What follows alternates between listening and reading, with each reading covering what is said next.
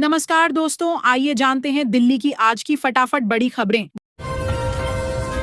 Greater Noida की झुग्गियों में लगी आग, कई सिलेंडरों में धमाके। ग्रेटर नोएडा के बिसरक थाना क्षेत्र के राइस चौक के पास शुक्रवार सुबह झुग्गियों में भीषण आग लग गई। आग इतनी तेजी से फैली कि 30 से अधिक झुग्गियां जलकर मलबे में बदल गईं। आग की लपटें और काला धुआं दूर दूर तक दिखाई दे रहा था। इस दौरान कई सिलेंडर फटने की भी खबर है। दमकल विभाग की आधा दर्जन गाड़ियां मौके पर पहुंचकर आग बुझाने में जुटी हैं। स्थानीय लोगों ने भी बाल्टियों और पाइप की मदद से आग पर काबू पाने की कोशिश की। फिलहाल किसी के हताहत होने की सूचना नहीं है।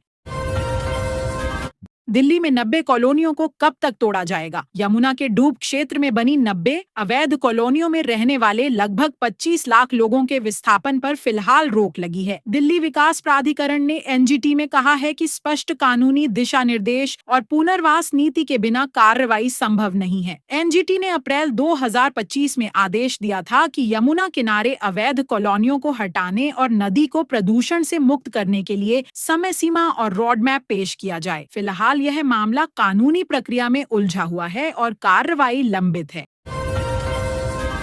गुरुग्राम फरीदाबाद को मार्च तक 200 नई इलेक्ट्रिक बसें मिलेंगी। पीएम ई सेवा योजना के तहत गुरुग्राम और फरीदाबाद को मार्च 2025 तक 200 नई इलेक्ट्रिक बसें मिलने जा रही हैं। अदालत में चल रही बाधा दूर होने के बाद यह प्रक्रिया तेज हो गई है। शहरी परिवहन मंत्रालय के ओएसडी जयदीप ने बताया कि यह घोषणा 18वें अर्बन मोबिलिटी इंडिया सम्मेलन के दौरान की गई। यह सम्मेलन सेक्टर 83 के होटल हयात रेजिडेंसी में 9 नवंबर तक चलेगा। कार्यक्रम का उद्घाटन केंद्रीय मंत्री मनोहर लाल करेंगे। इसका उद्देश्य शहरी विकास और सतत गतिशीलता को बढ़ावा देना है।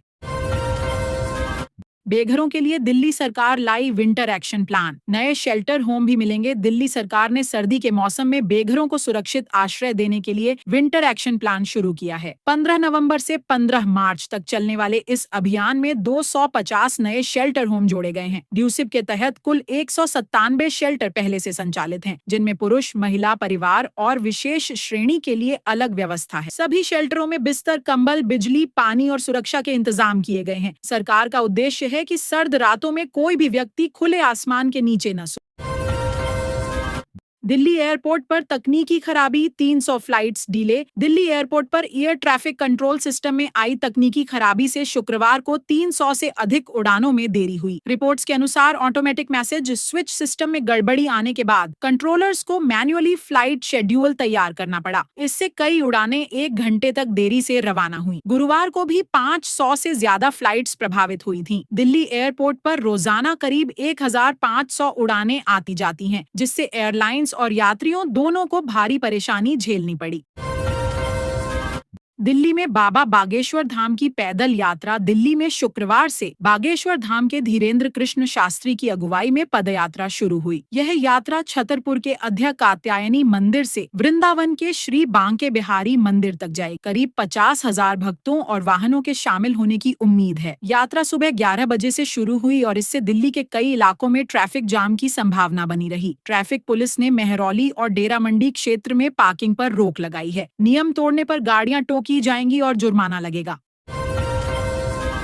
एससी का आदेश, स्कूल, कॉलेज, अस्पताल से आवारा कुत्ते हटाएं। सुप्रीम कोर्ट ने आदेश दिया है कि सभी स्कूलों, कॉलेजों और अस्पतालों से आवारा कुत्तों को हटाया जाए और वहां बाड़ लगाई जाए। अदालत ने कहा कि राजस्थान हाईकोर्ट का निर्णय पूरे देश में लागू होगा। पकड़े गए कुत्तों को अब उनके मूल स्थान पर नहीं छोड़ा जाएगा। सभी राज्यों के मुख्य सचिवों को 3 हफ्ते में स्टेटस रिपोर्ट दाखिल करने को कहा गया है। आदेश में यह भी कहा गया कि कार्रवाई में बाधा डालने वालों के खिलाफ FIR दर्ज होगी। अगली सुनवाई 13 जनवरी को होगी।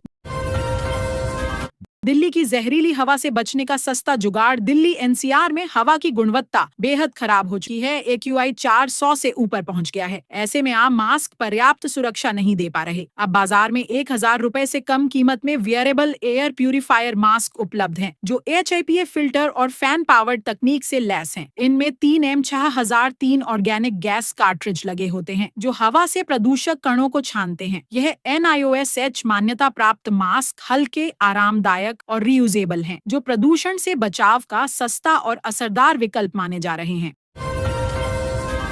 हरियाणा के स्कूलों में फर्जी दाखिले व मिड डे मील घोटाले की सीबीआई जांच जल्द संभव। हरियाणा के सरकारी स्कूलों में फर्जी दाखिले और मिड डे मील घोटाले की जांच सीबीआई को सौंपी जा सकती है। सीबीआई फरीदाबाद आकर 2014-16 के दौरान हुए दाखिलों का रिकॉर्ड खंगालेगी। टीम छात्रों और अभिभावकों से बातचीत भी कर सकती है। जांच में पाया गया कि 2013 तक दाखिले रजिस्टर पर होते थे, लेकिन MIS पोर्टल लागू होने के बाद छात्रों की संख्या में अचानक भारी गिरावट आई। फरीदाबाद में 12 से 15,000 छात्रों का अंतर दर्ज हुआ था। अब सीबीआई इन आंकड़ों की सच्चाई की पड़ताल।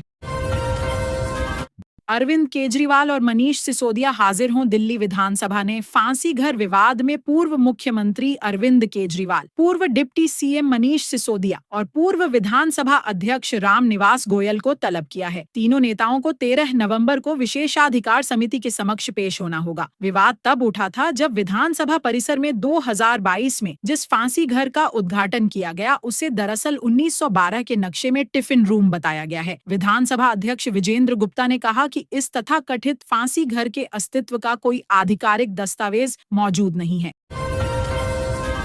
पीएम मोदी वंदे मातरम के 150 वर्ष पूरे होने पर आज दिल्ली में करेंगे ये दो काम। प्रधानमंत्री नरेंद्र मोदी आज दिल्ली के इंदिरा गांधी इंडोर स्टेडियम में राष्ट्रगीत वंदे मातरम के 150 वर्ष पूरे होने पर साल भर चलने वाले उत्सव का शुभारंभ करेंगे। इस अवसर पर पीएम मोदी स्मारक डाक टिकट और विशेष सिक्का भी जारी। कार्यक्रम सुबह 9 बजे कर 30 मिनट से शुरू होगा। मोदी ने कहा कि वंदे मातरम ने भारत की कई पीढ़ियों में राष्ट्रभक्ति का संचार किया है। आयोजन में वंदे मातरम का सामूहिक गायन मुख्य आकर्षण होगा, जिसमें देश भर के कलाकार और विद्यार्थी भाग लेंगे।